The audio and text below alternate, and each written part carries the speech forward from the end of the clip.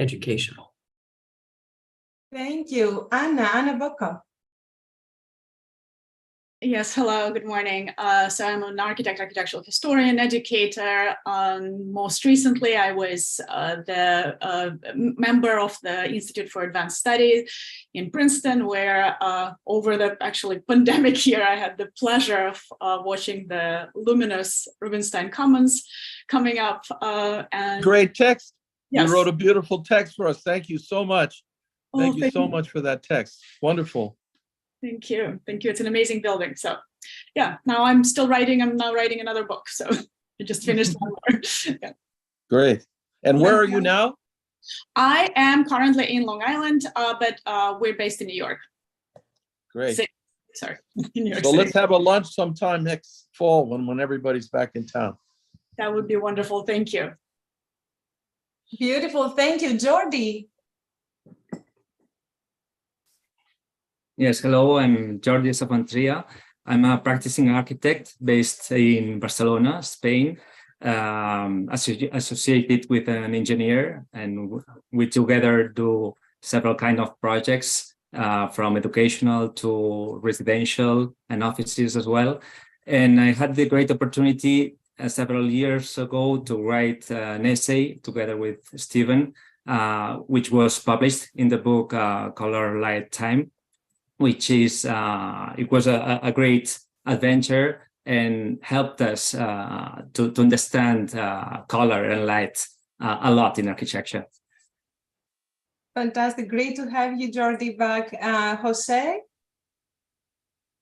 Hi, so my name is Jose Aragüez. I am a practicing architect as well and a writer, and I am based in Paris and New York, although today I'm calling in from Tokyo, Japan. So I can join the first portion of the review. I'm very happy to be back. Thank you for the commitment. It's extraordinary to have people joining from these time zones. We also have Leah Kelly, neuroscientist, with us. She will be joining when she can, currently listening in. We also have several former residents in the effort of trying to stay on time. I want to just welcome you all, Mariano, Reggie, and everybody else who's here on the panel, Lafina, Teresa. Thank you for joining us, and we're looking, and Isabella. Thank you for being here. I very briefly will share the screen to remind everybody you have already received the brief. So I will go very briefly over the theme is light and polychromy. And so each one of the residents has taken a very a unique take on the theme, and the focus is on developing ideas through drawings and model making. So it's a very hands-on program. And the brief is calling for a house for a poet located here in Rhinebeck, in the village of Rhinebeck. So the site is shown here, and the different residents have taken their response in conjunction with that. The north is up. This is important for light and shadow. But is there any questions maybe before we get started? We've asked our residents to work, of course, with models and study their ideas with video clips as much as possible, as well as drawings and plans and sections. We will start the presentation with our resident YP, who has a background, as he will describe himself, in art mostly, and no formal architectural training. And I think that would be a great way to start the presentation. Thank you, Irene. Can I share my screen? Yes, please go ahead. Is there anyone else who would like to add something before we get started? Otherwise, please go ahead. Of course, Steve is on the panel, and Dimitra Zahrela is right there as well. Hi. Irene, you're still sharing your screen, and yeah, great. My name is YP Wong. I'm an artist and designer based in the Netherlands. Recently, I just graduated from the Master Contextual Design program at Design Academy Eindhoven, and I really wanted to participate in this residency because I work with light, and this architecture residency allows me to approach light in a different perspective.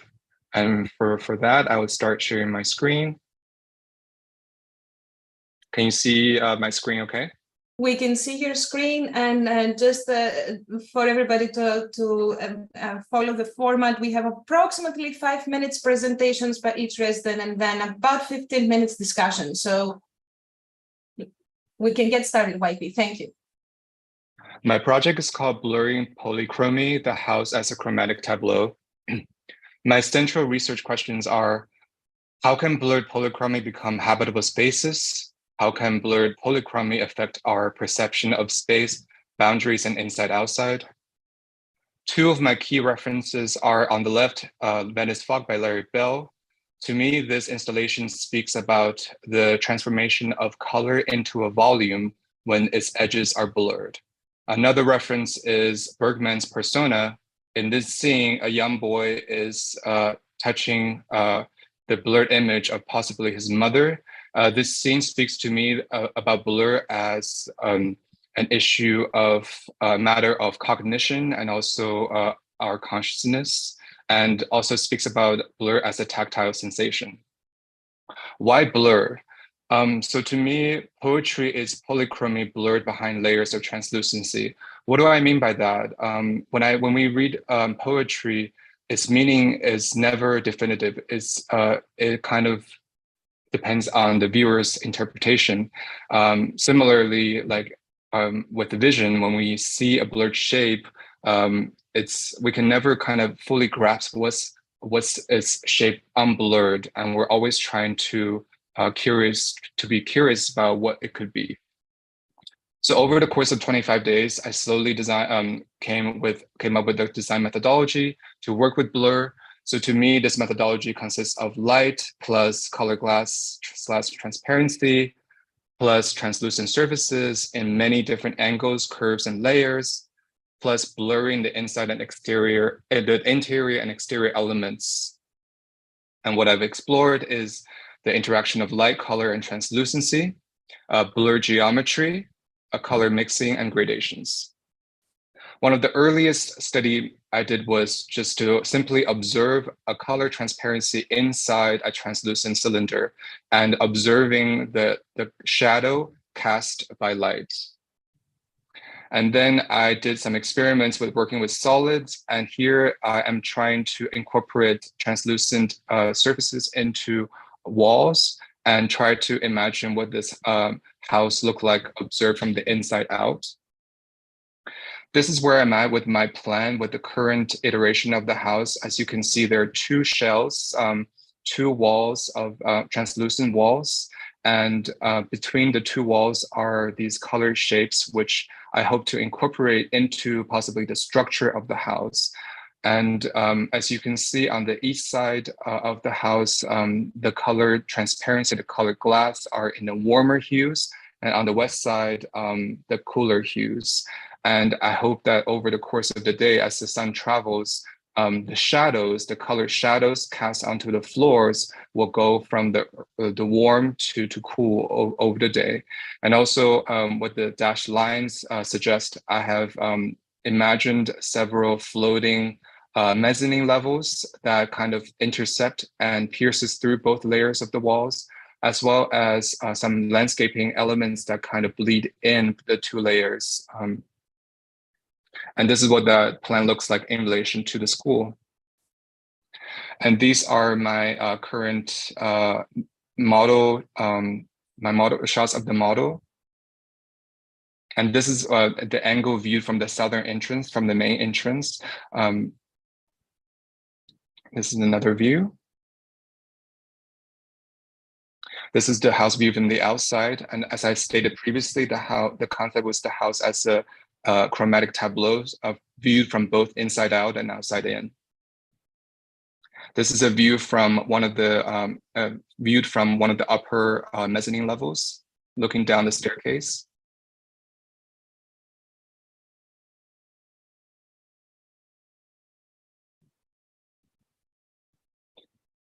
And this is one of the, the eastern wall. And as you can see, I've created apertures that are purposely of different sizes and misaligned, so that the idea is that when the light shines through these apertures, they will create intersections of colors and also different gradations of blur. This is the west wall. And I want to end the presentation with just this compilation of time-lapse sunrise, sunset videos.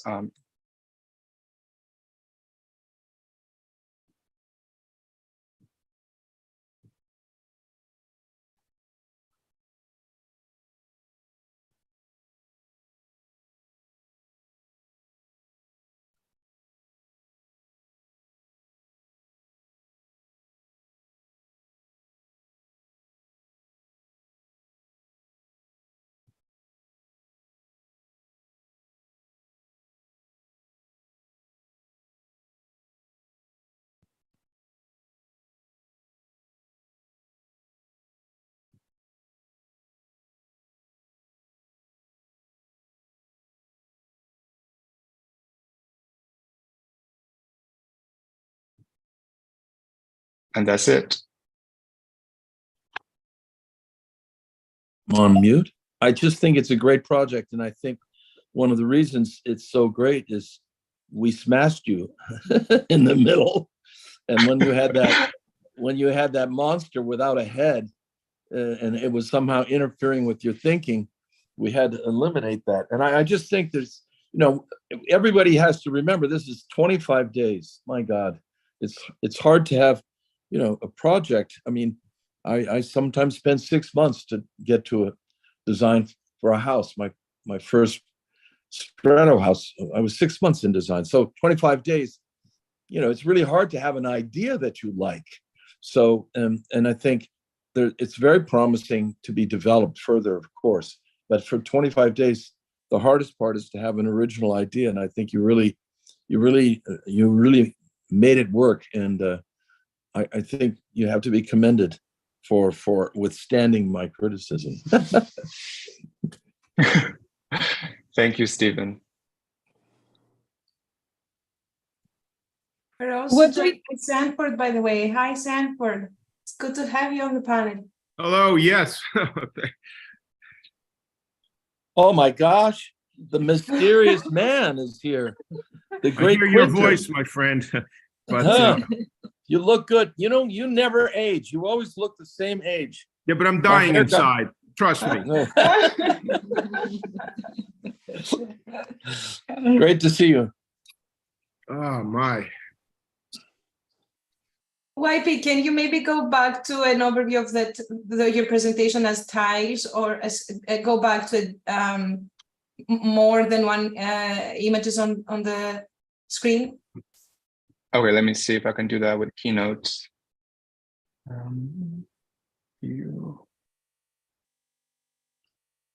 This full screen. Compositionally, what would you say was kind of your biggest challenge, or your biggest or maybe you can speak a little bit about the process of the color juxtapositions and how oh yeah, sure. About. Yeah, for me, one of the earliest ideas was to work with white light, and how white light, when it's refracted through a prism, it will become a spectrum. So I think that idea from very early on carried with me to kind of develop at this stage where you do see kind of on the eastern wall, kind of a continuum of a spectrum, the warmer hues, and I try to keep these hues as closely to the spectrum order as much as I can. So these, and same with the western wall. And I do want to, in terms of color mixing, I did want to add complementary colors as well. So in the case of yellow and blue to create green, because I know that when the sunlight casts on these transparencies, the floors, the colors will blend together to create green. But overall, I wanted to keep the spectrum division of this, like sections of the spectrum, to be on the east and the west walls. I'm intrigued by the different shapes and kind of organization of those different kind of color patches. And I wonder, what would you take as a next step if you had more time to develop this project? I would absolutely push more with the geometry of the shapes to really fulfill the design as the house as a chromatic tableau, so as like a moving painting of that's created by light and cast on these transparencies. So I think for now the shapes are quite basic in its geometry, and but I think I can push even further. In terms of the house, I really had this idea of and discussed with Irene that the two shells of the two walls of transparencies could be fragmented and taken apart even further. Like currently I have house with like angles of various different angles and curves that are joined together to form this boxy shape. But I think this could be even taken further as to deconstruct and fragment these corners into different sections, and to really but why would you do that? I mean, the very, very clear concept that you finally arrived at, I think, expresses itself more when the geometry is not fragmented. In other words, this image right here. Can we open 13, this image? Can you open number 13? Can you open agree. Number 13? 13, okay. Yeah. I agree. I agree, you know, Stephen. I think go ahead, but I think YP, when you say fragment, that jars with blur, and I think you've got to push blur. Exactly. That's the concept. Don't let that no-headed beast re-enter the project, you know. So I guess the way the blur works I won't, Stephen, it won't come back. This is just to chime in very quickly and concur, this is really a beautiful project. You really came a long way. And I think that, again, the concept is very clear. The two images that you began with, the film image and the Larry Bell image, you really delivered on the promise. And for me, the time-lapse films are really, really important, because this is a project that has to be understood in time, right? Right. And those clips are beautiful. The project feels dreamlike. If you look at these, if you were to go through each image, you made a lot of interesting decisions about where to place the camera. Some of the images are very low, the perspective, some, or you're floating in space. I mean, this is just a really beautiful work. And I think it really answers the bigger question that was offered, which is the house for the poet, and you really did define very clearly your concept of poetry. So I commend you as well. It's beautiful. Yeah, something to... I also think, if you allow me, congratulations, because it's really beautiful images you got there. And I also think that this idea of the blurring the colors are very related to it's incomplete. It's unpredictable also, and this idea of the unstable nature of the color, that it's unexpected also throughout the day, depending on the shadows and the lights. It's what makes the blurring concept very powerful, and that relates a lot with the sensations or the emotions you feel inside.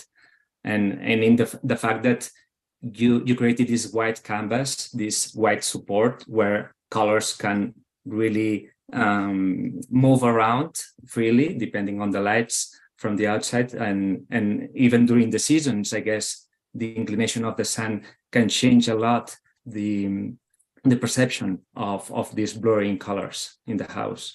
I really enjoyed the images. Congratulations. And I agree that you've taken this a long way, YP, and sort of the ultimate compliment. I started to think about, this is such an interesting idea, and started to play with, in my mind, run different experiments with it. And, when an artist wants to steal from another artist, that's always a compliment. And some of the things that I thought could intensify, you had an idea, you showed the translucency from both outside the building and within the building. And you had some things where you had cut a transparent opening, but you didn't really sort of play with that idea or kind of take us through if there's a moment where you see both the inside and the outside simultaneously, and you see the sort of operations of the light from both the exterior of the building and the interior of the building. And I would have loved to have seen that. And then I loved your time movies.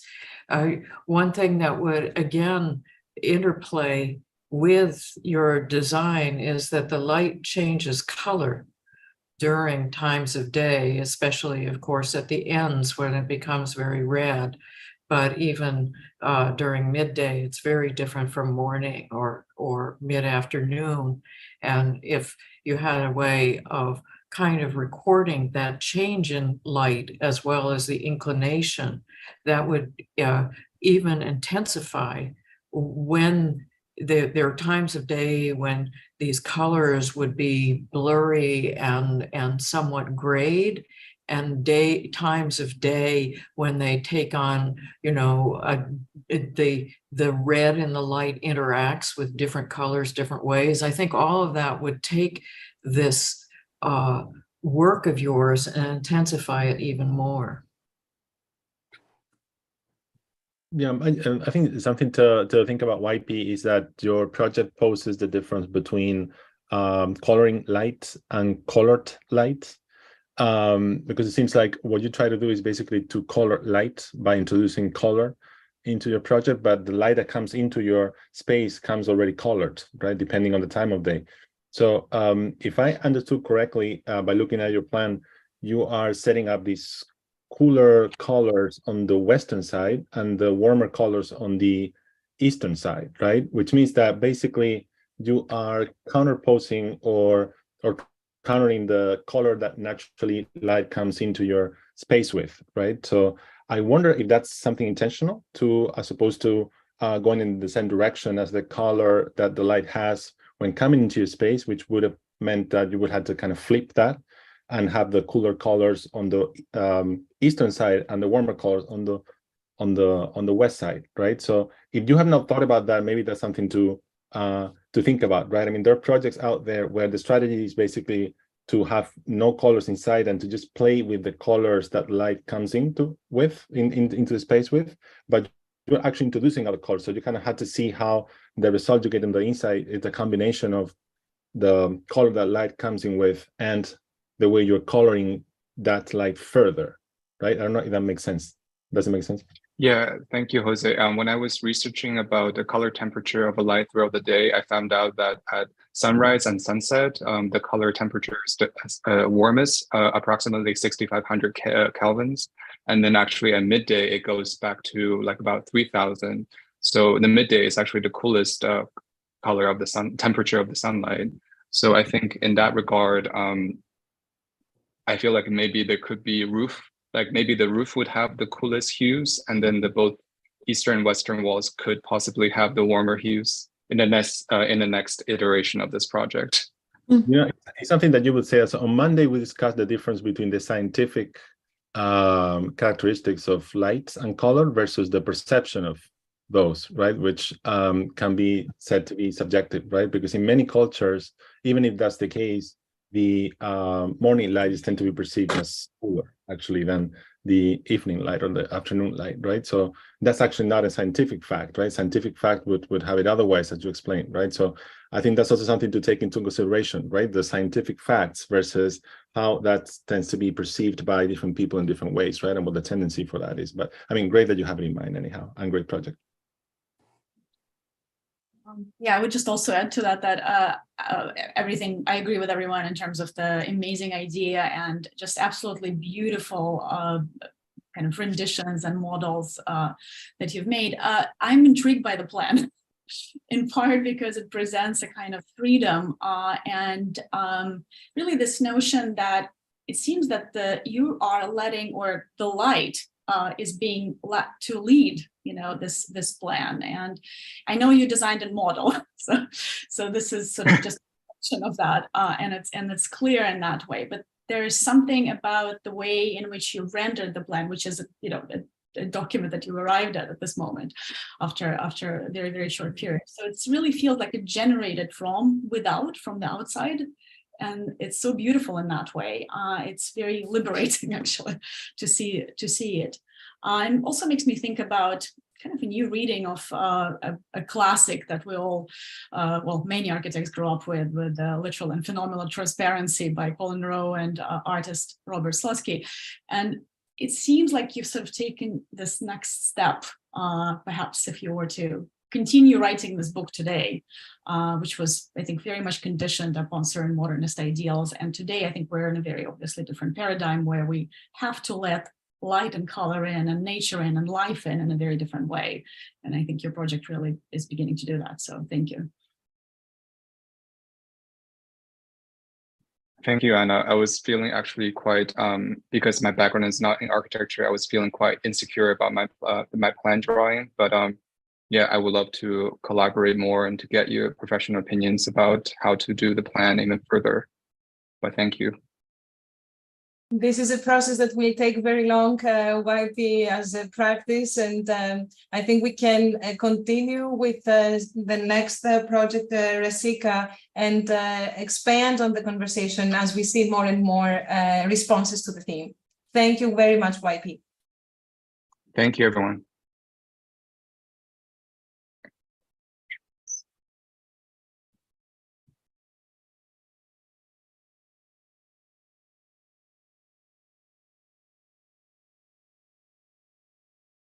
Yeah, I will share my screen.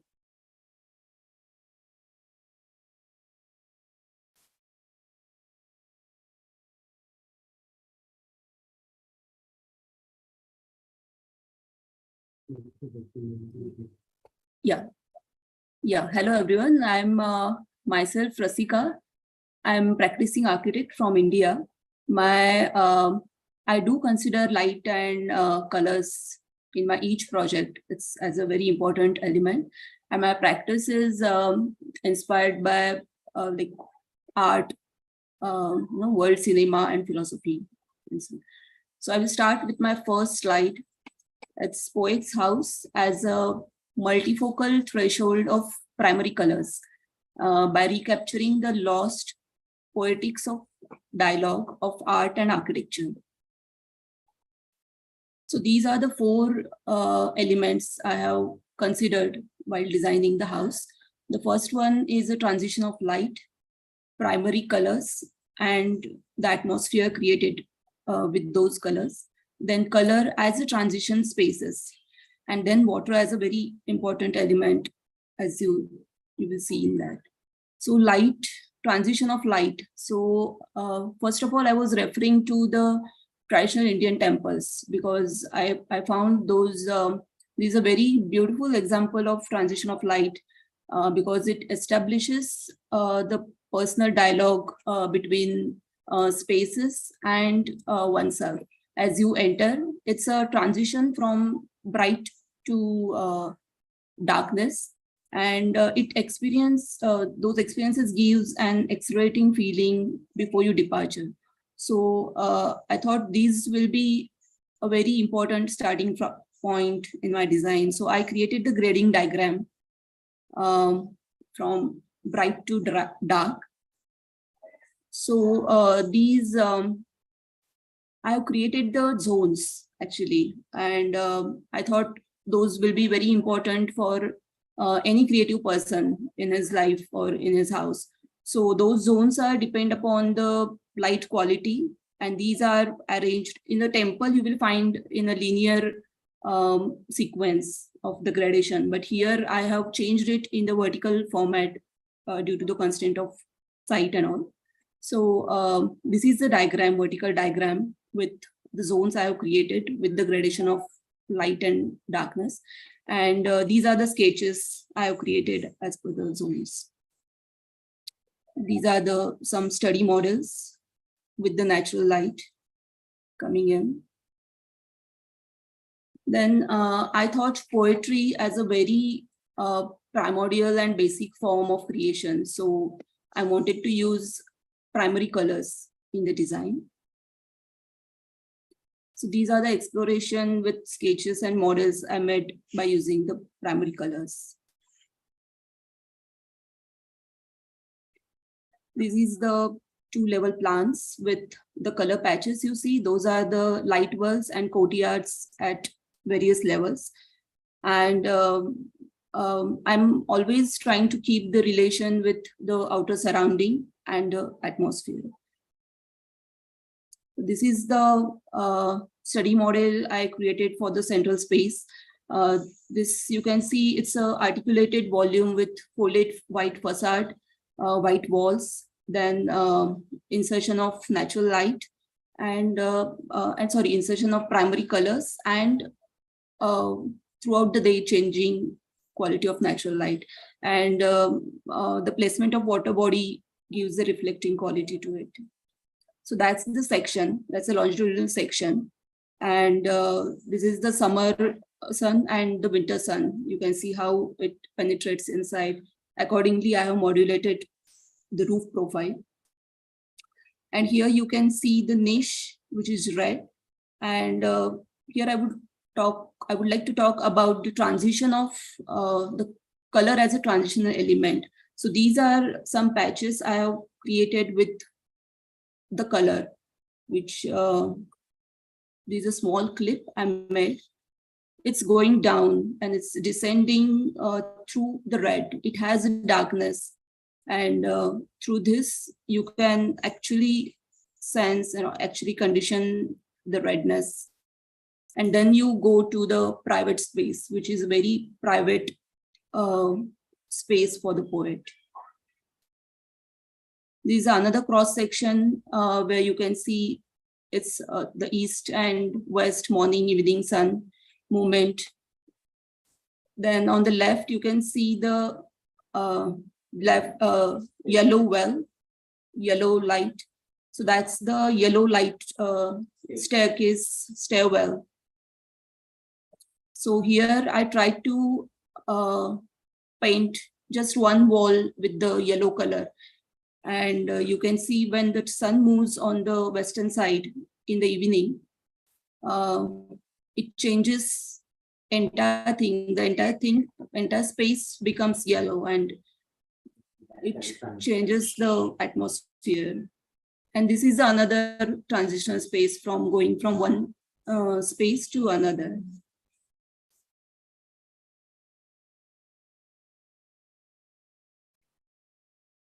Also, this is a water body I placed. You can see the morning sun, which is going to from east to west. And these are the light transformation throughout the day.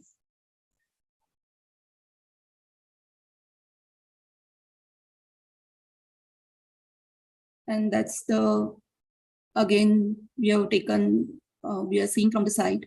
It's the morning sun, which is rising up, which is falling, like shadows are casting, reflecting the water body. And when it comes to the west side, you will see the yellow stairwell on your left side. It will get lit, and that again, the space will get transformed. So that's it. Thank you. Yeah, thanks. Amazing amount of work for a project in 25 days. And I especially like the clarity of the primary colors. I wonder, however, the other thing I like is the pool, the way the water picks up the light, and that becomes the heart of the composition. But I wonder if the primary colors wouldn't have more primary shapes. I'm not sure.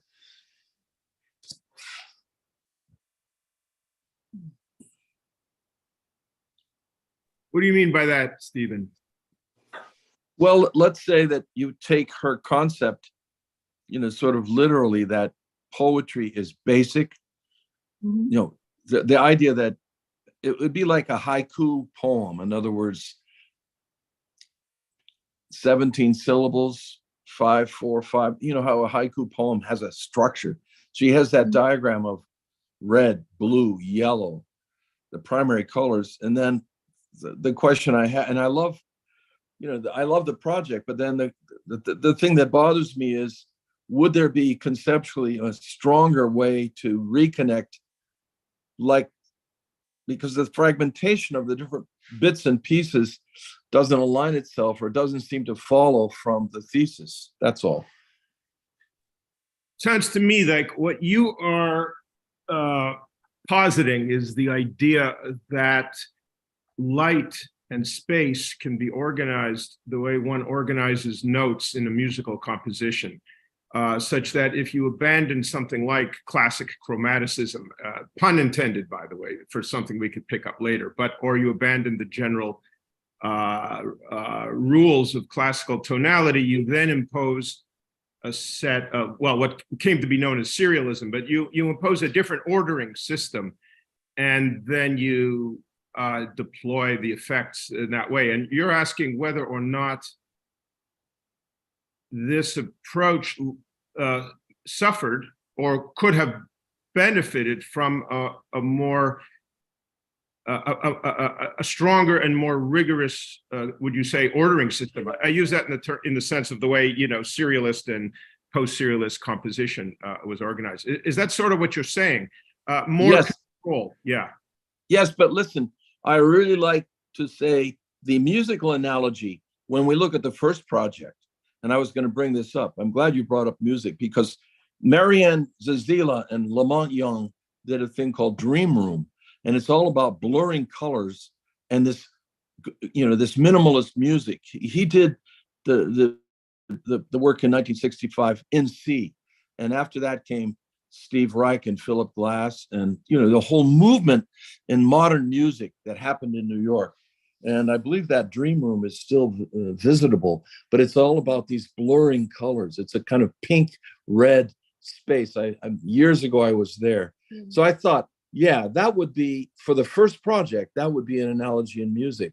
And then for this project, an analogy in music might be, Microcosmos by Bela Bartok, where you're just playing certain clear notes on the piano in a sequence, like red, blue, yellow.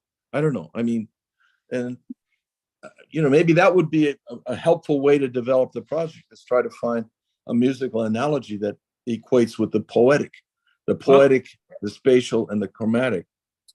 At risk of opening up a can of worms, which may not have ultimate relevance as we go through, I will say, though, that this is very interesting. Why? Because sound was the spectrum, the sound spectrum was broken open 100 years ago, and almost all important music since then, whether it be jazz, rock and roll, post-serialist, or dodecaphonic composition, and all of the other forms of music, including whatever trance, and so on, has been a way of liberating the spectrum from the from undue, shall we say, control and mastery, from classicism and from mathematical ordering, and it came closer to trying to address the infinity of natural biological sensory response, so to speak, in the listener, or the ones in whose nervous systems, or whose whole body, shall we say, and experience was being impacted and redirected in a way by the control of the acoustic environment. Now, light is so much more complicated, and except for those incredibly early examples of color theory, Goethe and Itten and others, it has not been approached with the same type of either mathematical rigor or philosophical rigor. And I think that's what's so beautiful about this, you know. So now I want to just say this, because what's Quinter going on about? It's going on about the following thing, is that for the longest time, and I'm glad we have someone like Stephen Hall here in the room, because in some ways he was central to all of this. For the longest time, the idea and the word of phenomenology was used for better and for worse as the arbitrating criteria for this type of exploration. And some people thought it was simply enough because, of course, in a certain sense, you could create sensation, which would be, you know, extremely exciting or extremely calming or something like that. But also for others who rejected it because it lacked precisely the type of control, rigor, or even philosophical extension, because it was deemed to be merely phenomenological. That's to say, merely personal, impressionistic, and so on and so forth. So I guess in a certain sense, this is what this studio, I mean, first of all, I was expecting polychromy in the sense of the Greek polychromy that we heard so much about. But I realize now, of course, because of where you are and who you, this is about light. So Right. I no, it's very fascinating, but I just want to say this is, you know, when you bring a theorist to the game, you have to accept one thing, and that is that there has to be there's always going to be an interrogation as to what can we extract from this as a step forward for the next, you know, for further research or for transformed understanding. So that's what the questions I want to ask, if you can, in a certain sense, is, you know, what criteria are rightfully or legitimately applicable to research today, 2023, in terms of what we're doing here. And the reason I say that also is because I know that Stephen is very aware of this, and I missed the lecture thing a few days ago, and I don't know what issues were brought onto the table, but I taught a couple of studios with the Danish artist, Olafur Eliasson, maybe now 10 years ago. But in a way, these questions, although they were organized entirely in terms of a cosmology, but these are the questions, you know, in which we dealt with, and the students went into them. They looked into the science. And by the way, I don't think that you can ever do anything with light that isn't already poetic, whatever that word means. I know you guys are using that term, and you must have had a lot of conversations about it, but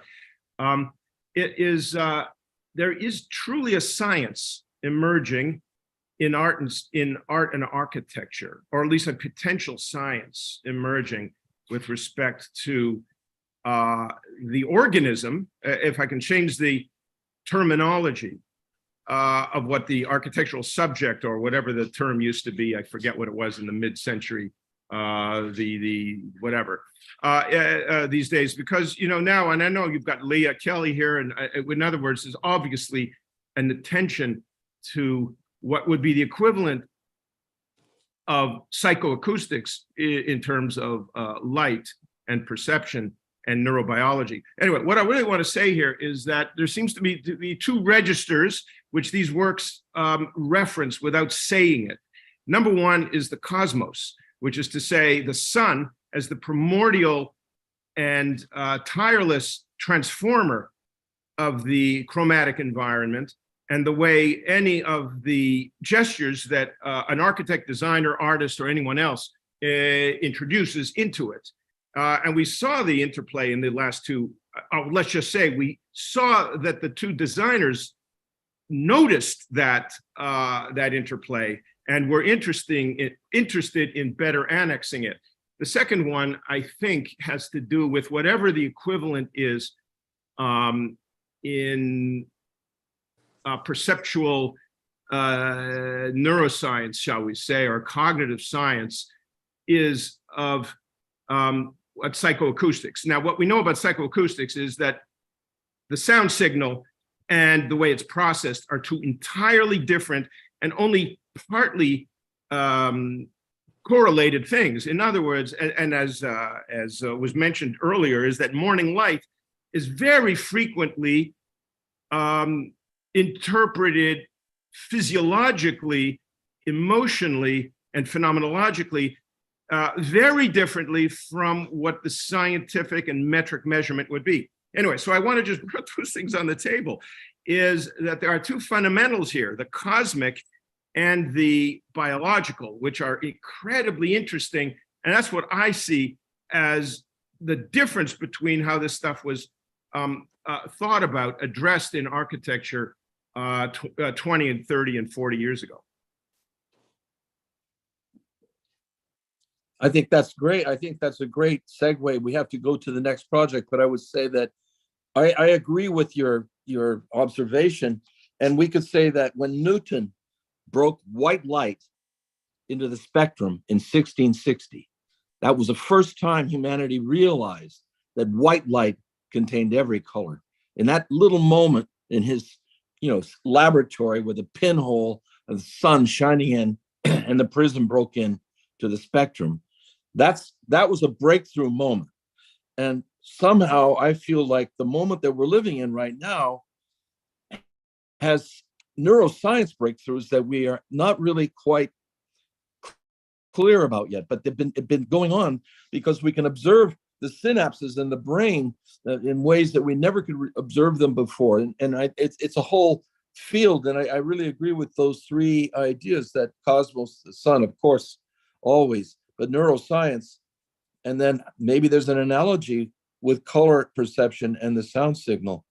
Anyway, Leah, but first, let's have another project that we can talk here. about. I think this is impinging on the review structure, but I'd love to have a chat about all of this in general. And I think that should be maybe for another time. I don't want to impose. Maybe, why don't we do this?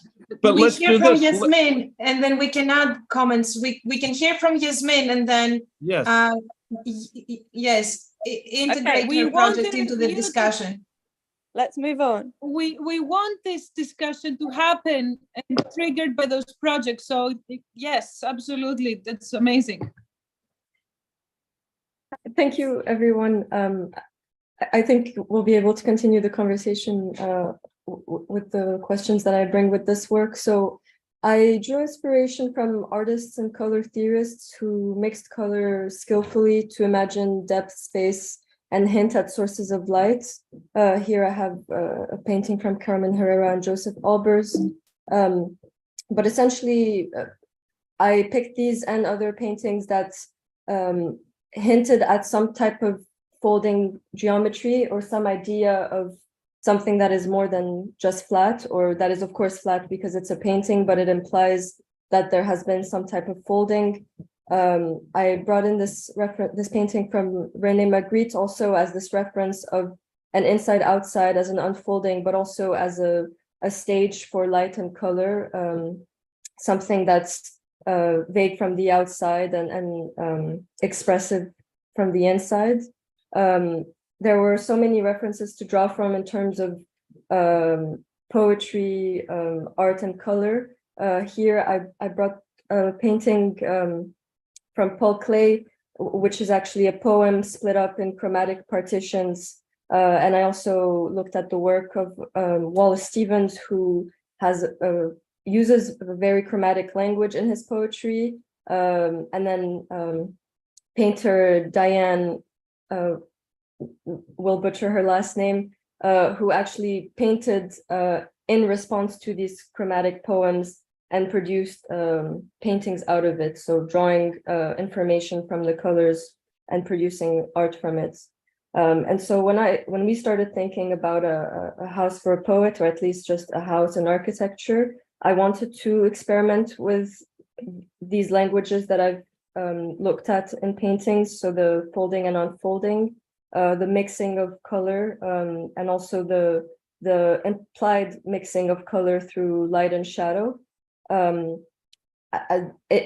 first, I was sort of playing around with using complementary color palettes. Then I sort of fell into tertiary color palettes. But I think focusing on or honing down on a color palette was an attempt of producing color theories of my own, or using color theory as something that could guide the project. So here, these were sort of these scaleless experiments of folding and unfolding in terms of letting light in, producing color, showing color, producing solids through the folding of double-sided surfaces. And as we started thinking about Rhinebeck as a site, I started using tertiary color palettes because I was thinking about colors inspired by the seasons as sort of this year-round experience. We already mentioned sort of the how time applies to all our projects in terms of the experience of color and light. I then, after producing these models, I wanted to paint. Again, I think I was really interested in producing a color theory, and it felt like maybe painting would get at that. And here I also started thinking of typologically thinking about Rhinebeck, New York, and thinking about the program, A House for a Poet.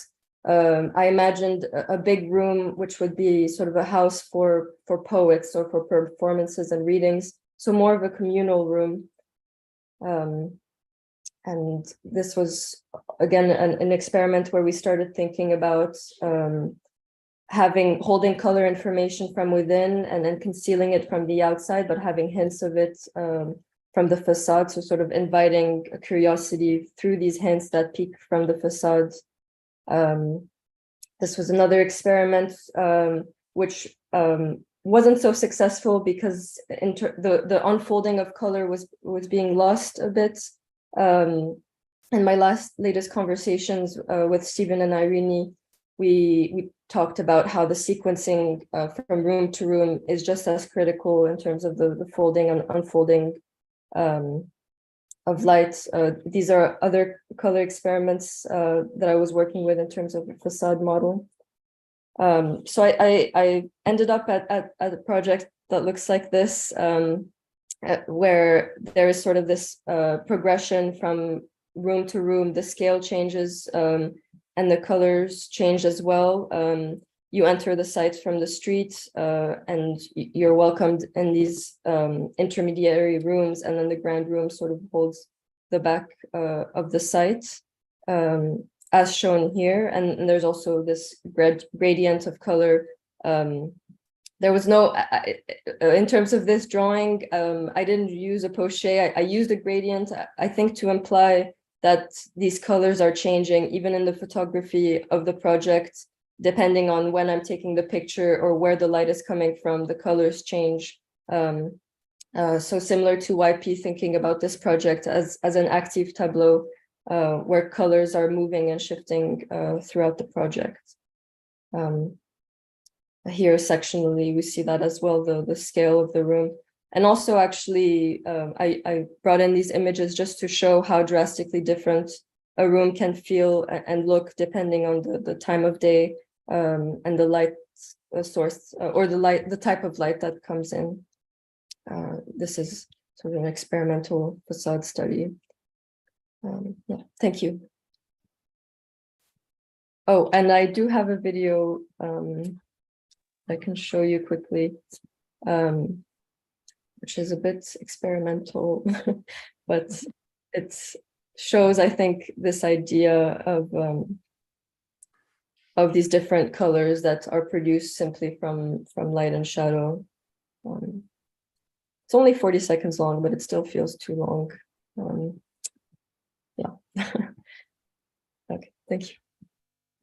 She didn't play the Oh, video. we couldn't see it. We didn't see the video. Oh, okay. Yeah.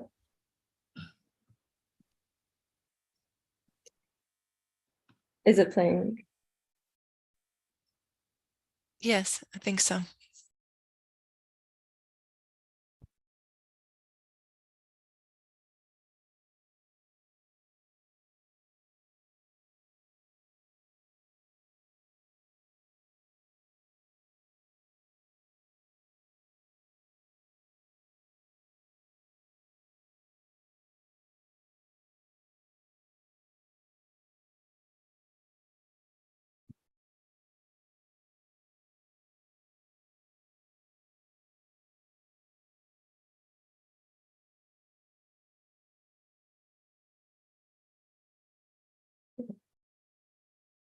Thank you.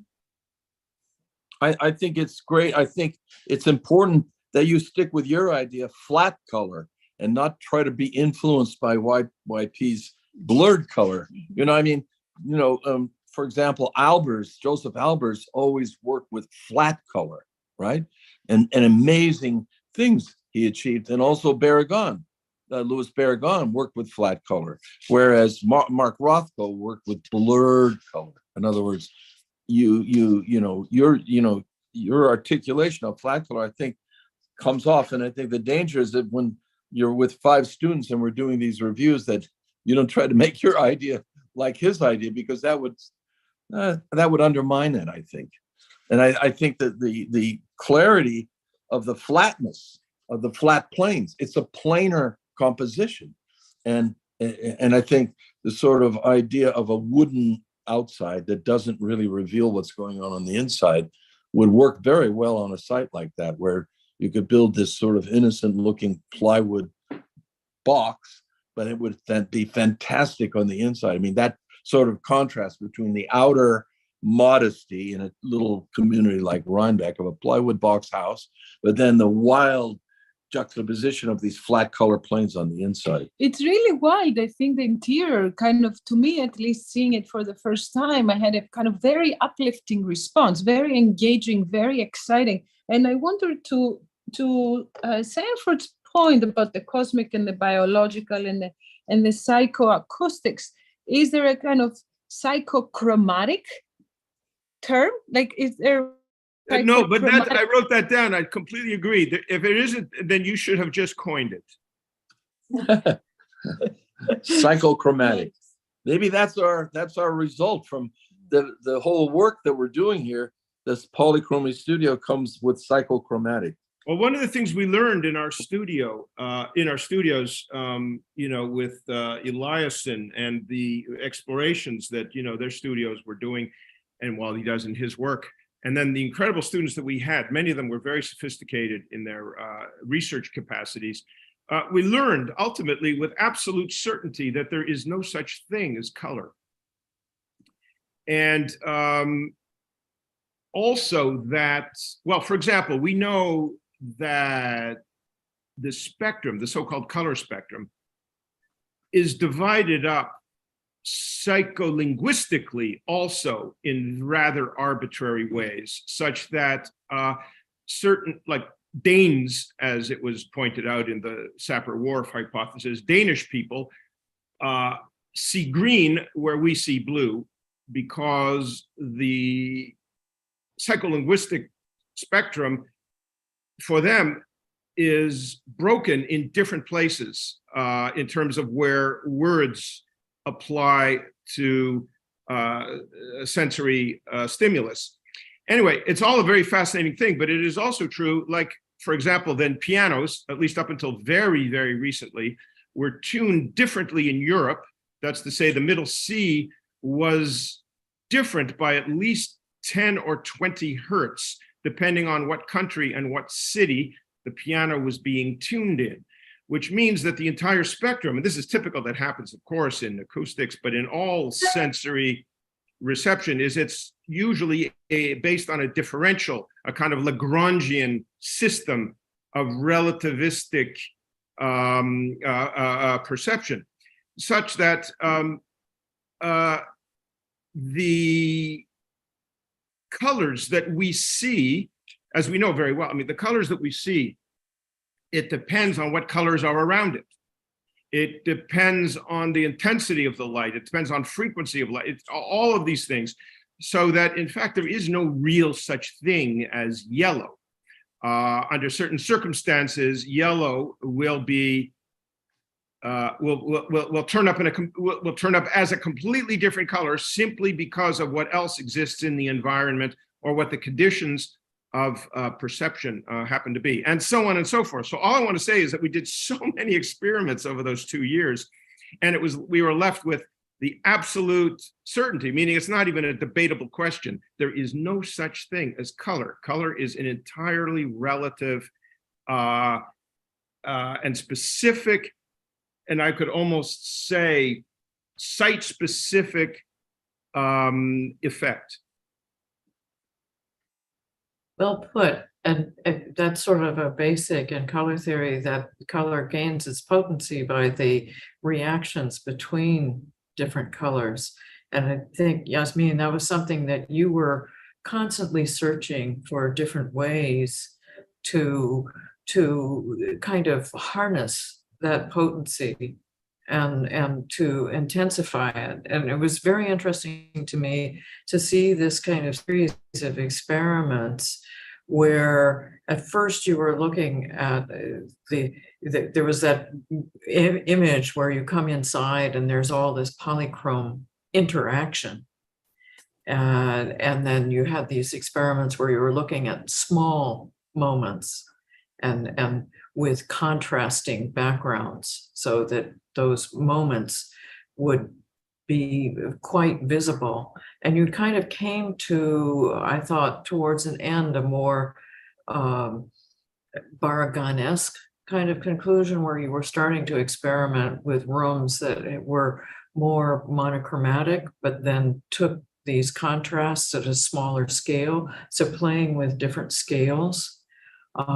So it was a really interesting series of experiments. And then one of the things that struck me, because we started with YP's work, was how you were looking at how shadows and how light and the edges of light during different times of day coming from different sources, that sometimes the edges kind of blur on the monochromatic colors, and sometimes they're very knife sharp.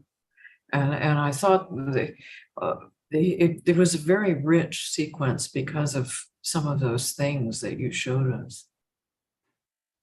And I want to concur with all that has been said. And I think that the images that you showed during the paintings, when you were showing the paintings, I think that was very important for you to move from paper to pigment, so to speak. And you can really feel the kind of synthesis of the solidity of material, but the ephemerality of light, creating this incredible effect. And I think the last images you showed of the models and the film were just really quite brilliant. And to go back to that basic question of the relatively generic, simple exterior and then this sort of magic inside is really powerful. And it's beautiful to see that you've carried that thread through the project over the 25 days. So fantastic. I would second everything as well, and just say that I think it's interesting to see both projects side by side, meaning the Rasika's project and Yasmin's project, because one could sort of say that one is more like anthropocentric in a way, centered around the human who's inside, while Yasmin's your project is, I think, really attempting to be site specific. I was really fascinated by this idea of the building reacting to the seasons. And I think there's so much to be said about that idea, right? That it's not and kind of that it really changes with the season somehow. And I think that may be very interesting as a driver. And also both projects, of course, make me think of the very long and important Bauhaus legacy, and not just with Paul Klee and of course Albers, but also with and of course Kandinsky, right, who was famously synesthetic, but with somebody like Hinnerk Schepper, right, who was a student of the Bauhaus and then became the wall painting master, the mural painting master of the Bauhaus, and devised, of course, the color scheme for the Bauhaus Dessau, which operated on a couple of different levels, but one of them was arguably this kind of functionalist scheme of improving orientation. But the other one, which he then continued later on with Ginsburg, right, was the part where they would really work or believe in the relationship between energy and color, right, and how color could affect, obviously, one's state of energy and perception, and either let them be more focused or more relaxed, et cetera, et cetera. And today, like I think Steven said earlier, we have very different tools than those guys had in the 20s. So it's only natural that we're coming back to this. And we can really study this on an entirely different, actually truly like scientifically precise level. So it could be quite fascinating. I think everything what you're doing here has that incredible promise and yeah, and be used as a kind of new tool for architecture and art. So thank you. Beautiful. I just looked up Psychochromatic, and it's a punk band formed in 2011. But otherwise, there's no other. We could make that word, but we got to on the internet. We got a punk band ahead of us. Well, in the spirit of punk, I'm sure they won't mind if it's co-opted and shared. Right. I'm intrigued by the polychromy, Yasmin. I think maybe if one color is missing, it may be white. I don't know. That's the one color that you intentionally left out. And I'm also intrigued by Sanford's question. There is no such thing as a color yellow. Is there such thing as a color blue? Let's dive into the next project, which is much more deductive. Let's see. Is there such thing as a color blue?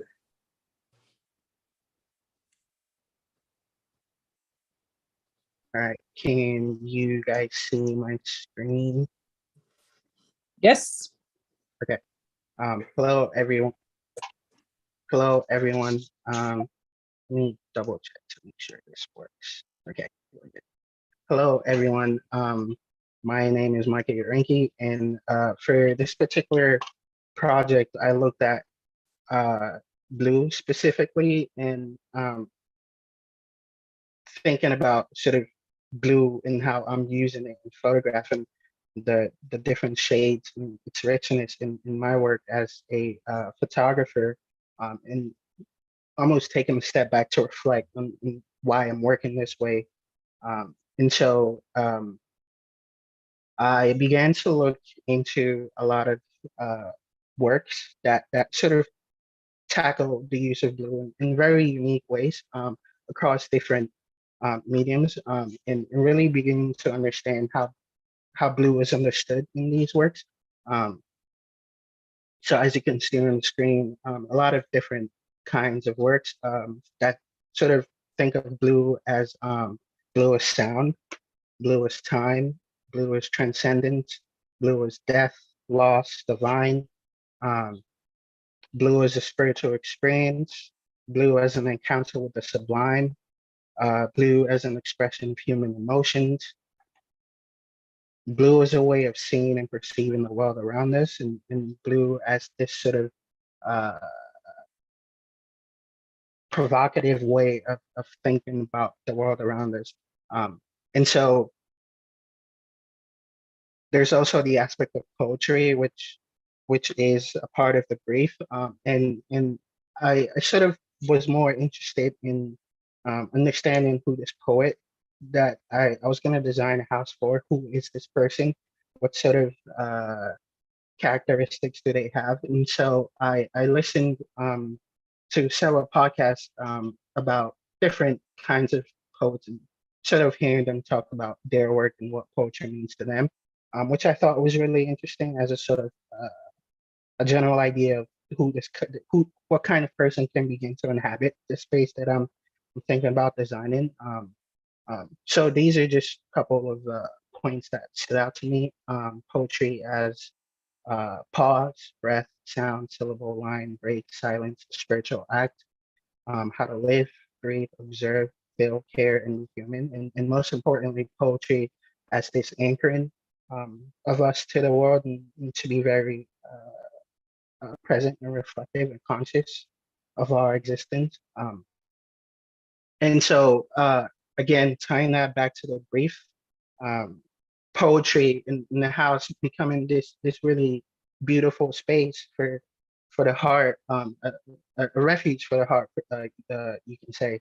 And so, thinking about all of these notes and these findings that I've gained from my research, and then beginning to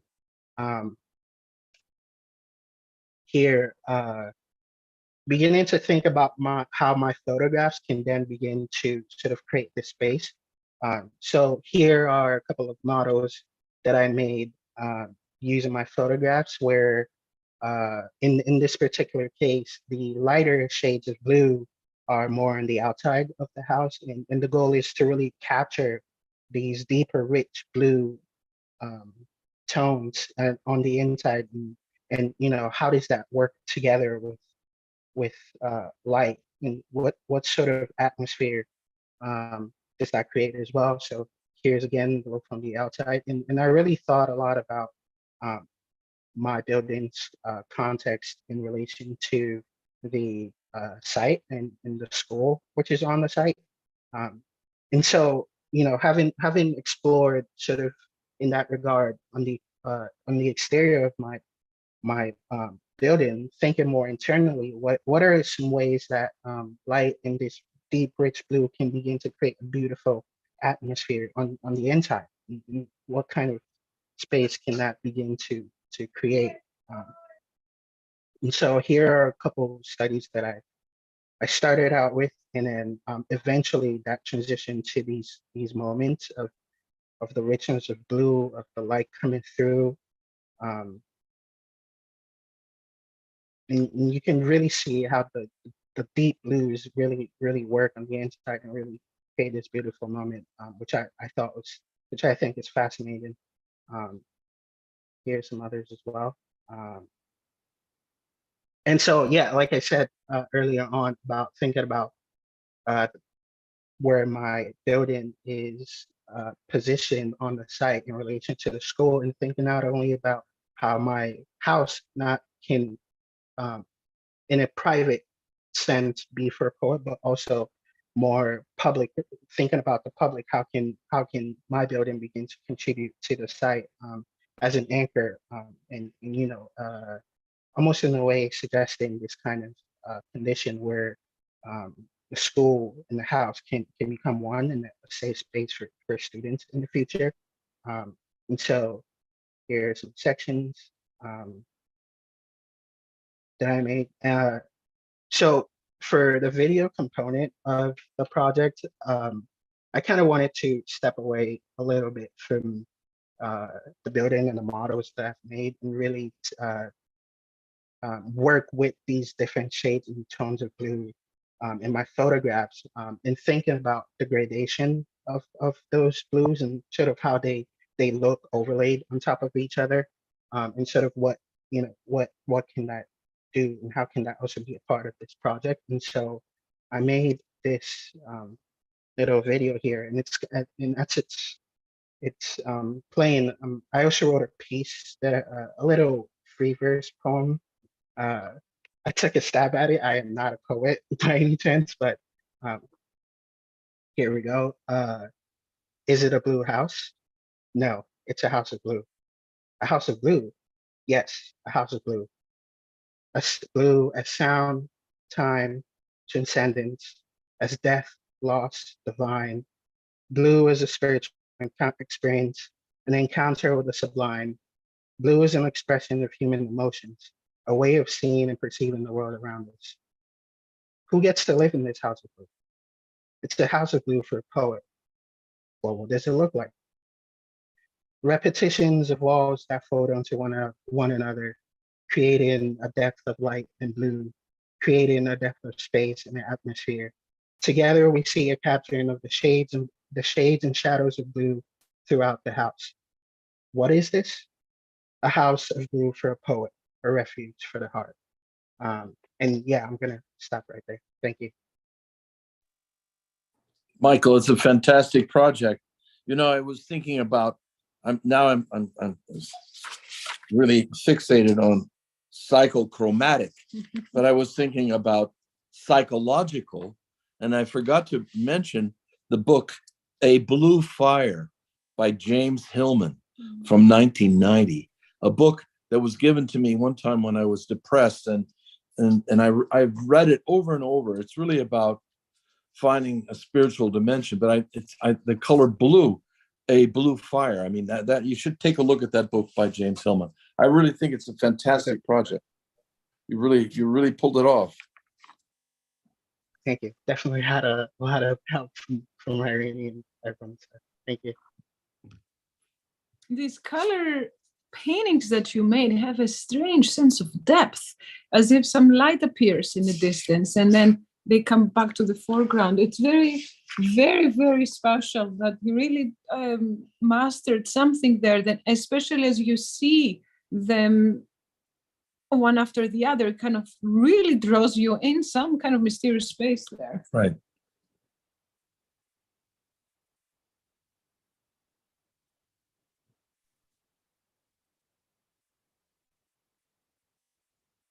I loved your commitment to a single color and to seeing what that could do. I would have loved to have seen photographs at different conditions of night as well as conditions of day. I think the nightlight changes in more subtle ways, maybe because I'm a night person. I love to see spaces change over the course of the night as well as the day. And to me, this blue would be particularly interesting. And one of the things that your study really brought out was this kind of dynamic between the inside and the outside of the space. I think you very much feel the simultaneous existence of what's going on beyond and what's going on within. Michael, I also really appreciate the focus of the project. Have you looked at the device called cyanometer? It's the device for measuring blueness in the sky. Yeah, that was sort of thinking about degradation of blue is what sort of inspired this this last piece right here, and how these different blues work together on one plane. Great, because it really feels right. So this is that sort of circle that Alexander von Humboldt and another Swiss physicist devised to measure the blueness of the sky, which again, like back to the idea of color, it's what they concluded, I guess, was the fact that it was the amount of water vapor in the atmosphere, right? So this is the, so it's not quite as simple as color. But what is interesting to me is that your house, your idea seems to be almost like this spatialized instrument for perhaps, right, not only measuring the blueness or somehow comparing, but somehow finding I can just imagine myself being in that space and being in different parts of the house as the light changes and kind of feeling that oneness, right? As the color blue of your space matches the color of the sky outside. I think it's just magical in that way. So that would be my comment. Michael, I was just passed on a reference that you might like. It's this book called On Being Blue, A Philosophical Inquiry. I don't know if you've come across it, but it seems like right down your alley. And I just wanted to say... That's it, by the way. It's William Gass, and Stephen talked to me about it 25 years ago. Exactly. Yes, it's William Gass. And it's about everything blue, sex and sleaze and sadness, among other things. So it seems like it cuts across domains. Look, I was just going to say, Michael, really quickly, I enjoyed the suggested quality of your videos at the end. I think they're really beautiful and evocative. And I was wondering, if you were to work a little further on your project, if it would be possible to somehow make your spaces correspond to that perception that you suggest in that video a little bit more closely, right? Because I think it's possible. I think you have the sets of shapes that would allow the perception of that layering of different shades of blue, right? Which would have to be the result of combining or orchestrating the outlines of each surface in that space with exactly the kind of hue you're applying onto each one of those. And to then consider whether you want for those two sets of shapes, meaning the sets of shapes making up the architecture and the sets of shapes making up the sequences of blue, to correspond to one another or not, right? Because what we saw in the two previous projects was that actually they did correlate. So each surface corresponded to one particular color or hue of color, but actually that can be challenged, right? And the outlines for the sequences of colors do not have to correspond to the sequences of outlines making up the architecture. So you could also challenge that if you wanted to, and maybe in doing that, you could potentially kind of further that idea of, kind of losing awareness of where each blue starts and the next one begins, which seems to be what your videos suggest, right? So I think, for 25 days, it's really amazing everything that you managed to do, including the poem and everything, right? So congrats, great work. Thank you. No, that was it's funny you bring that up. I think you said you made a similar suggestion on Monday at the round table, and I tried a little bit to. I thought about it, and I'm still thinking about it. Yeah, but thank you for bringing it up again. Only one. Mike, Oh, I'm sorry. No, go I'm ahead. sorry, Go ahead. Only one brief comment. A beautiful project. Because you're a photographer, you may also, for future reference, you may really love looking at some of Robert Rauschenberg's early blueprint photographic works. There's something so beautiful and direct about the process that you've embraced. And, it just makes me think of these early pinhole cameras you make when you're a kid, where you sort of line the interior of the oatmeal box with blueprint paper. And there's something magical about that moment where you see an image, that just appears magically. And I think your project has some of that freshness of the photographic process in architecture. So it's great to see where you took it. I just want to add my 2 cents quickly here. First of all, I can't explain why I thought this project was so magical, absolutely beautiful, obviously an incredible gift that you have. Trust it. That's what I wanted to tell you. But I also want to say the only thing that came to my mind that you didn't include was the concept of the Blue Note, which of course the West inherited from African musical performance and organization, which the Blue Notes, which are the foundation of the very powerful communicative quality, but also the improvisational power of musical performance, especially African musical performance, has to do with a blue note is a note that has been bent or that has been pulled away from its rightful position. It has been inflected toward the flatness or to the minor quality.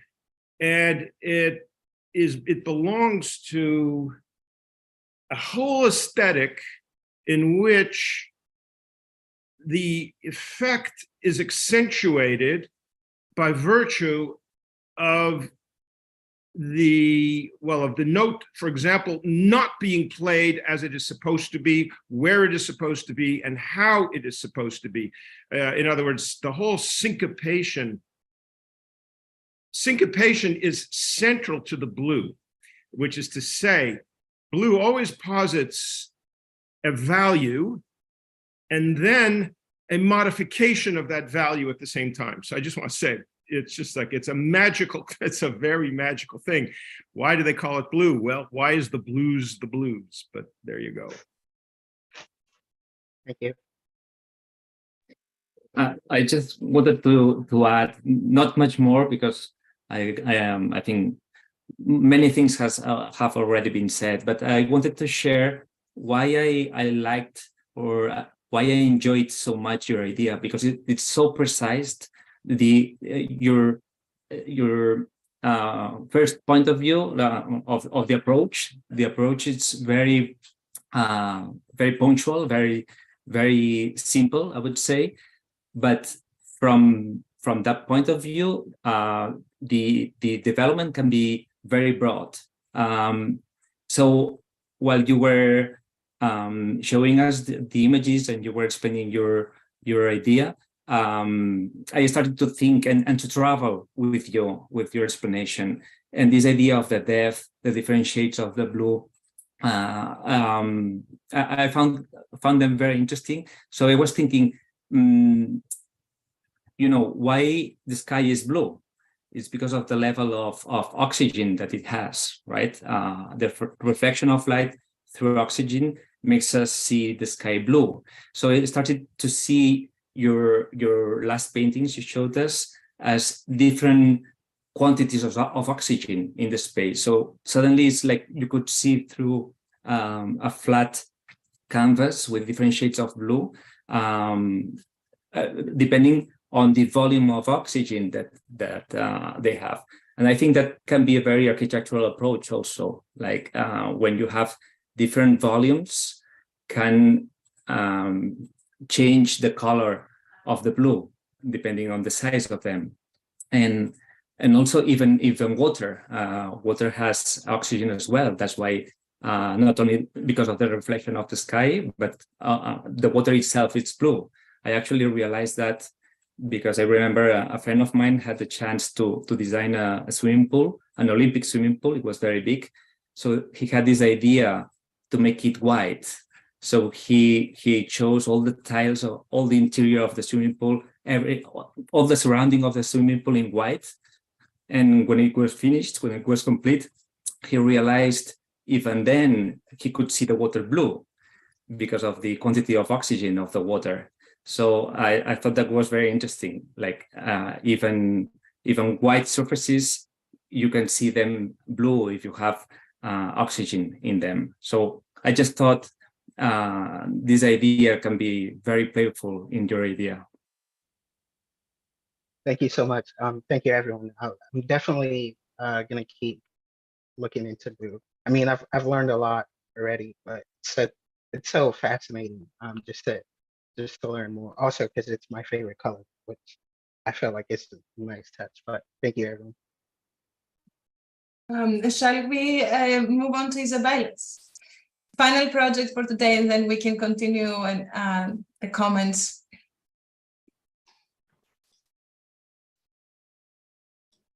Hi, my name is Isabel Rose. I just finished my second year at architecture school. So I began the project exploring light as a translation from object to image through analog photographic processes that continued during the residency. Taking a composition, indexing the object and recording the shadow through a duration of time and light, with the memory of the indexed image appearing in the volume of water. Drawing from the Roman house of the tragic poet in Pompeii as a procession of light and its relationship to atmosphere, the project uses a sequential experience of light to anchor the house. And reimagining the experience of walking through the building through perspectives, the sequence is read from the compressive entrance and opening of the atrium, the return of the compressive darkness of the tablinum and release of light into the garden. Using this procession, I started to articulate the sectional experience of light to program the creative process of collection and research, to making and writing, and to resting and living. Located in Rhinebeck, and in relationship to the residential fabric and on the same plot as a school, I've started to pull out a plan from the first explorations of cyanotypes that indicate projections of light and a relationship and blurring with a body of water. And now returning to the interior of the building, we trace this atmosphere through the procession of the building during a day. Entering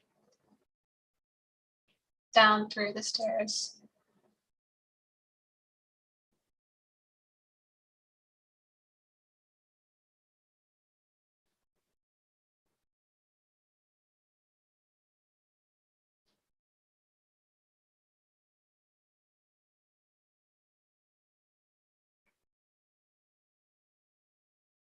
Noticing the water in the background moving while the light stays still.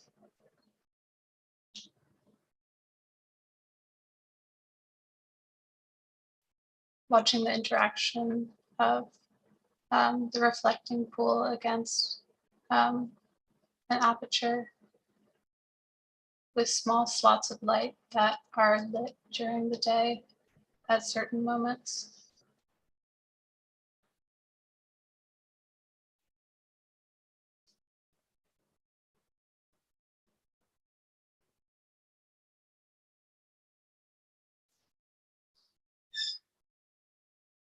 And moments of atmosphere during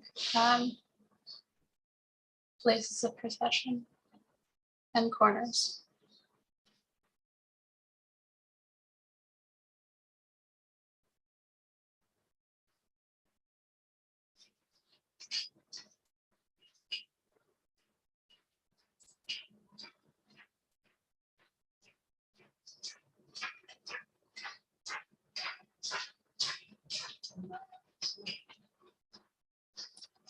In thinking about poetry and the specifics of time and memory, I was reading poet Moroso Di Giorgio from her book, I Remember Nightfall.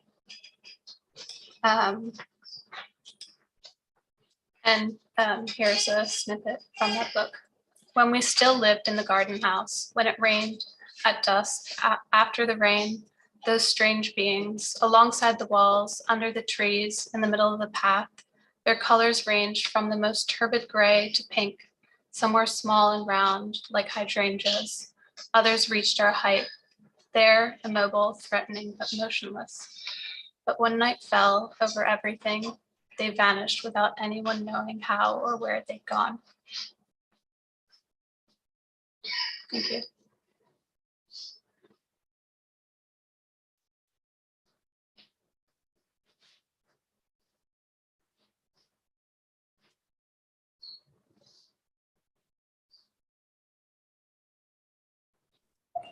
You know, I love the beginning with the House of the Tragic Poet, with the typology, but I just happen to have, because I'm sitting next to a library that has every book of Le Corbusier, and I can grab Towards the New Architecture and turn to page 171 and read about the House of the Tragic Poet. The axis here is not an arid thing of theory. It links together the main volumes, which are clearly stated and differentiated from one another. When you visit the House of the Tragic Poet, it is clear that everything is ordered, but the feeling it gives is a rich one. You then note clever distortions of the axis, which give intensity to the volumes. Anyway, what's interesting in the history of architecture is you have to, think that we're connected. Our umbilical cord is connected to modern architecture, no matter what. But that's also connected to the oldest architecture. And typologically, Le Corbusier knew all these things, Towards the New Architecture, and then the House of the Tragic Poet. I like to think of your project as a reconstruction in your own mind of the House of the Tragic Poet. And I think it would be a great, project.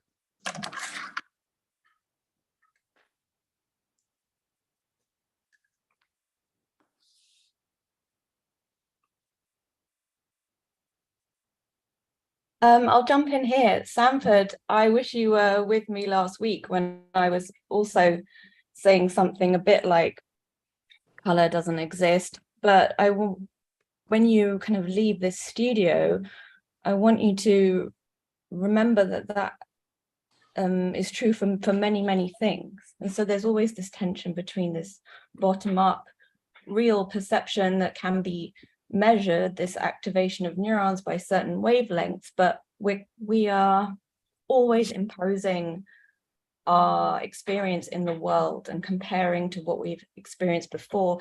That's why, Dimitra, when you say, oh, in these images, there's this sense of depth, it's because, we're binding these certain lines together because our experience in the world says that usually these things go together, or again, we're imposing our sense of depth on it. And I suppose when I talk about the brain, what I really want you to do is not only realize we're organisms and that you're designing for organisms, as Sanford said, but the brain is creating all the time, and to sort of take advantage of that and create these huge effects with very kind of small gestures that you can do in these lines. So that kind of applies to all the projects. And I just wanted to reiterate what I said in my lecture and in the studio, and to thank Stanford for backing me up there. Okay.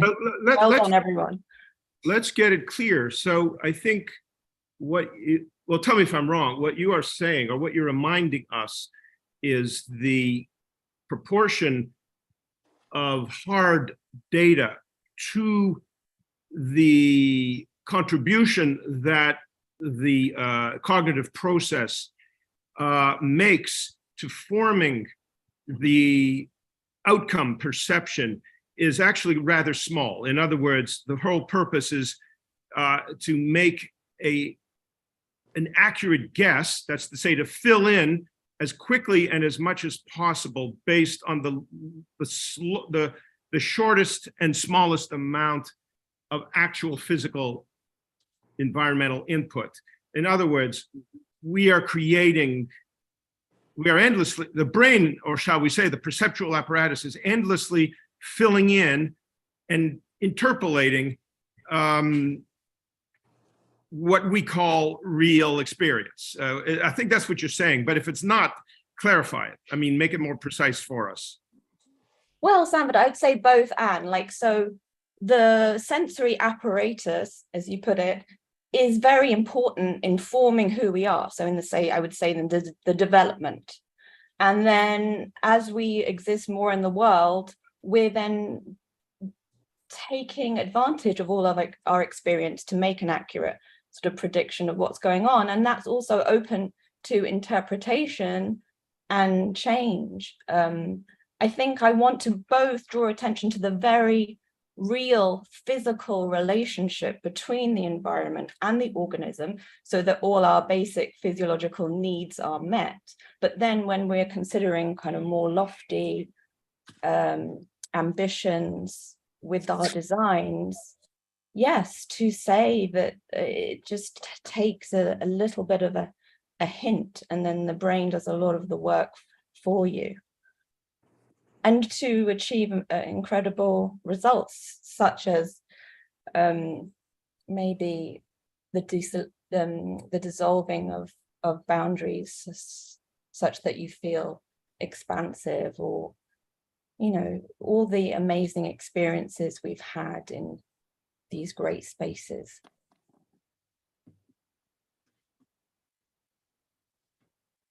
And I want to say I love your book in corporations.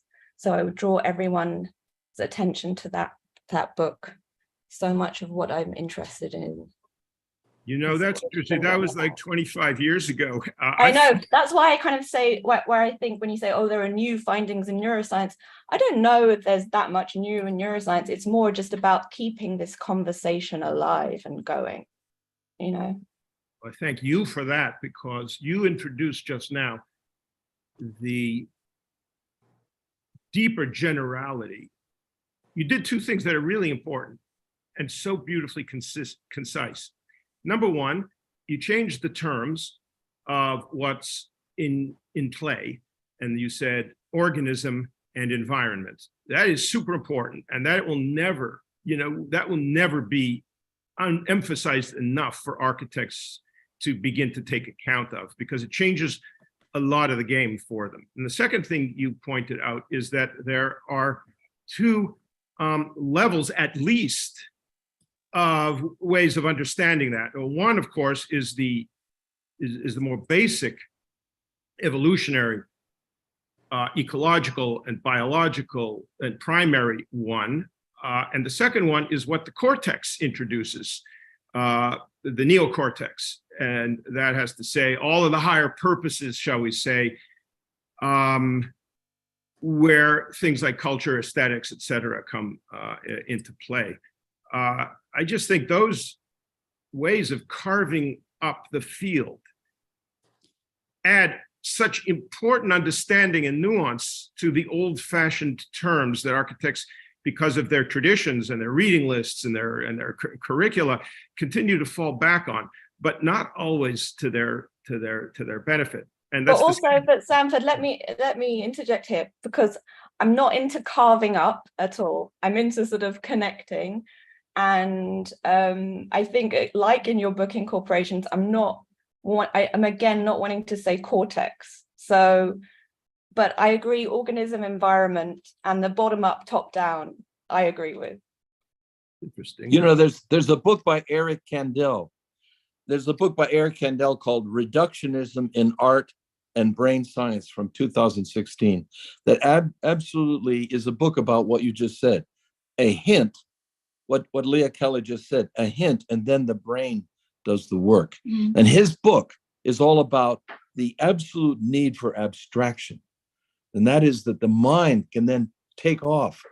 And he talked about art, you know, that if you do literal things, it closes the options for the mind. Whereas if it's more abstract, it opens possibilities. And I think that your sentence, a hint, and then the brain does the work, is really what he wrote a whole book about. You know Eric Kandel? Of course you know Eric Kandel. Oh, Leah. Well, Stephen, I went to see you. It's the first time I saw you speak with him in San Diego. And it was when my interest was. I loved that moment because, afterwards he said something, kind about my, phenomenology and architecture lecture. And I was very honored. I think he's an amazing, amazing mind about connecting everything that's happening in neuroscience, all these new things that have been happening for the last 10 years, and then art and architecture. Yeah, but I think what's really important is just the relationship, and that seems so general, but with everything, it's like what Sanford said about context of color. It's the relationship between everything. And that's what we're processing is a relationship, proportion relationship.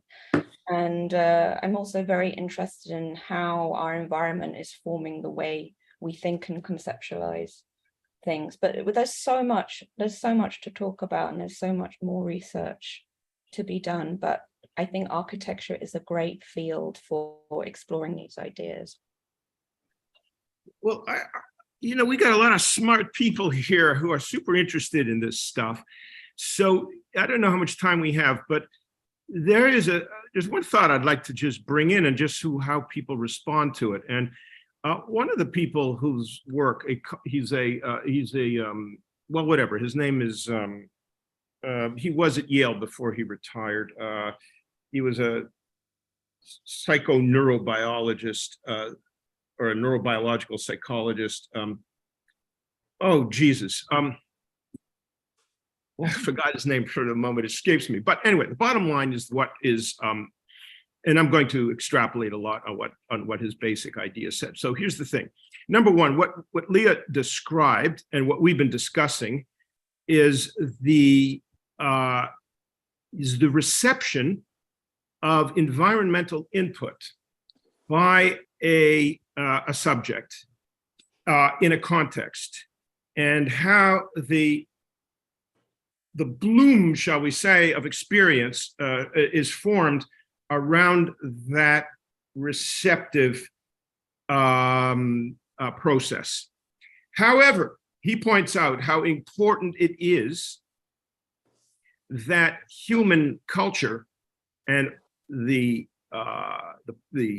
community of human organisms in every generation are depositing their internal states. That's to say, the sculpted brain, which is a product of the specific historical and intimate environment in which, on one hand, every individual is shaped and formed in the first 23 years of life outside the womb, and to a certain degree inside the womb, but which differs because of its specifics, historical and geographical, and so on and so forth, from every other generation's ones. So the point is that there is an internal sculpting, which is to say a neurosculpting, an organization of sentience and understanding, which is specific not only to every individual, but then collectively specific to every geographical group and to every generation. But what they do is they, in their subsequent life, et cetera, they deposit and shape the world. They deposit into the world work, shall we say, that are meant to be commensurate with the internal states that they, shall we say, shaped and formed, gathered and accumulated throughout what he refers to as their rearing period. In other words, they are storing their internal cognitive universes outside in the world, and they become places where that information, shall we say, and those even mental and body states can later be retrieved, or are actually reflexively and continuously retrieved. In other words, they transform experience for everyone else. In other words, the shaping of one's perceptual apparatus, I'll just use that term, I don't know, it's probably a better one could be had. It is the result of enormous labor over the entire period of the education of a hyperencephalized human being.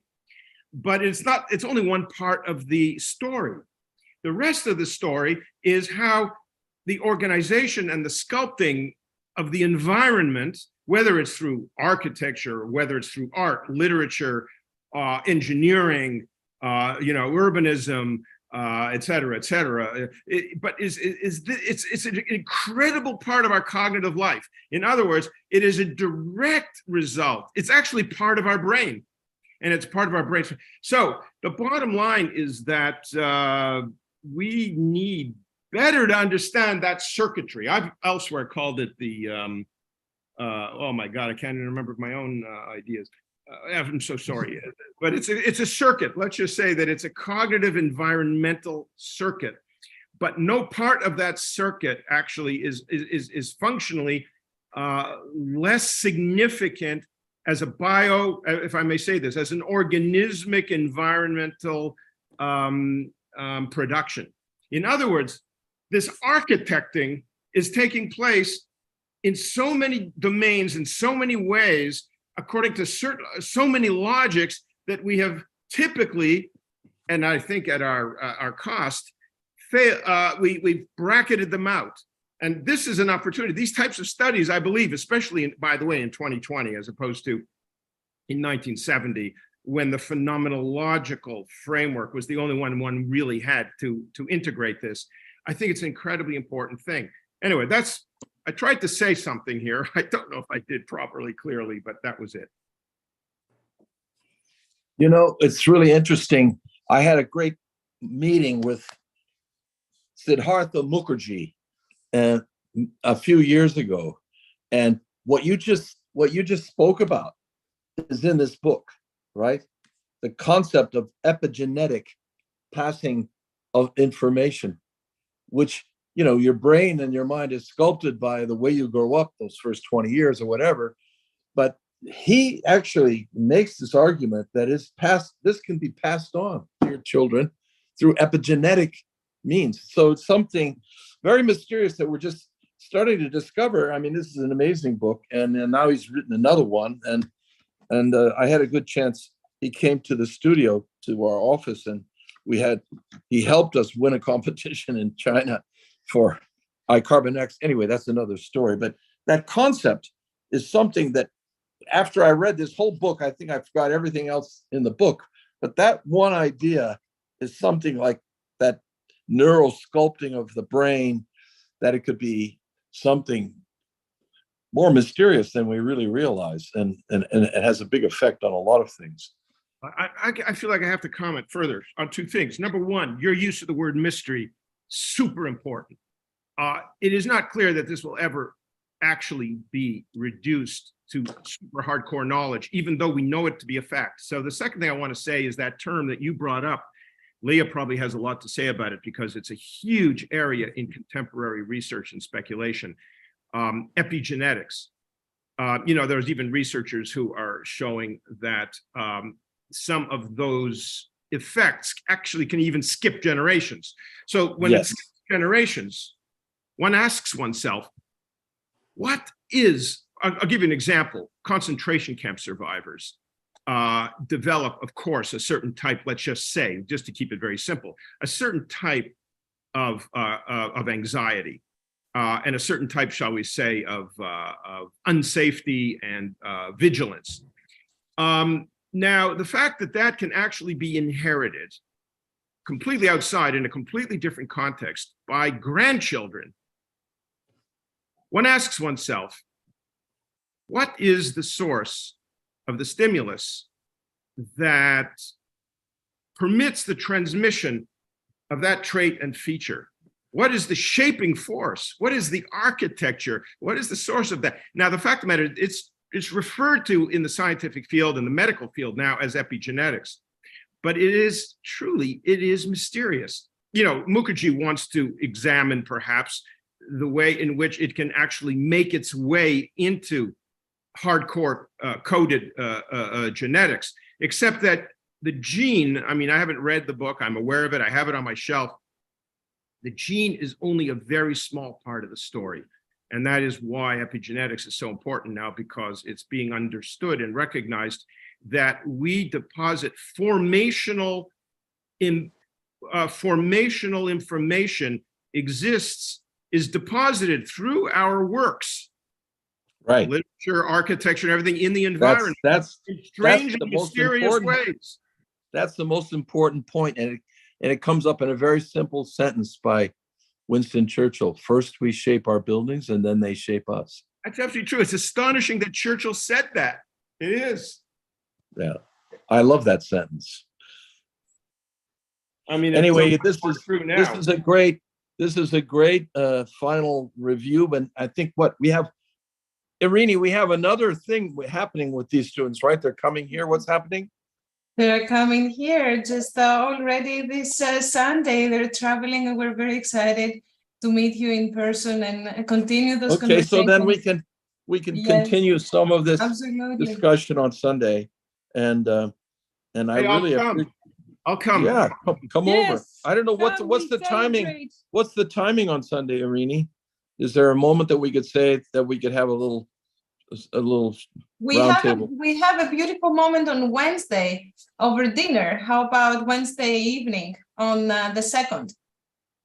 On the what? No, I'm Just in. a second, you are here. No, Yes. no, I'm in New York. Oh, on the 2nd? We can Okay.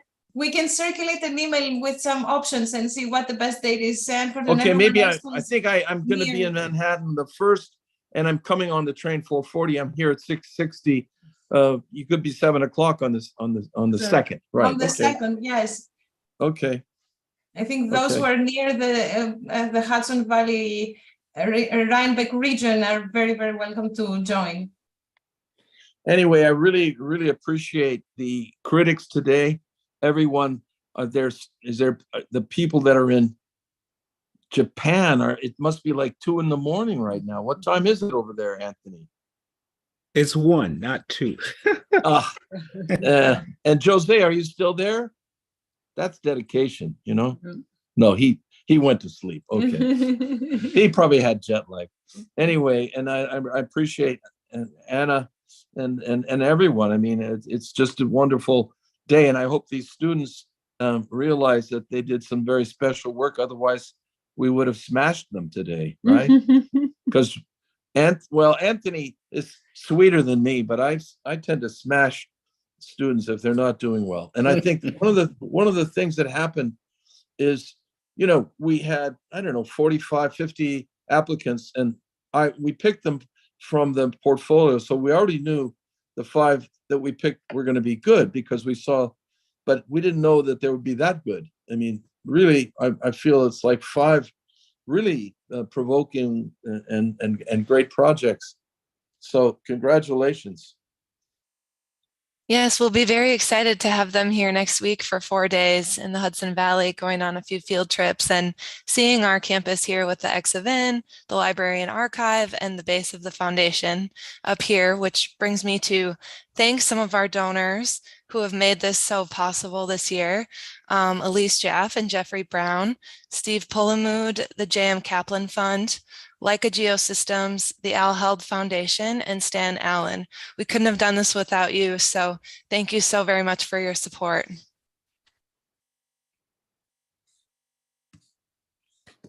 Thank you, everyone. Bye-bye. Thank you. More from P-Space soon. All right. Bye-bye. Congratulations, everyone. Congratulations. Beautiful day. Beautiful work. Thank you. Thank you. Thank you. Bye bye. Thank you. Bye.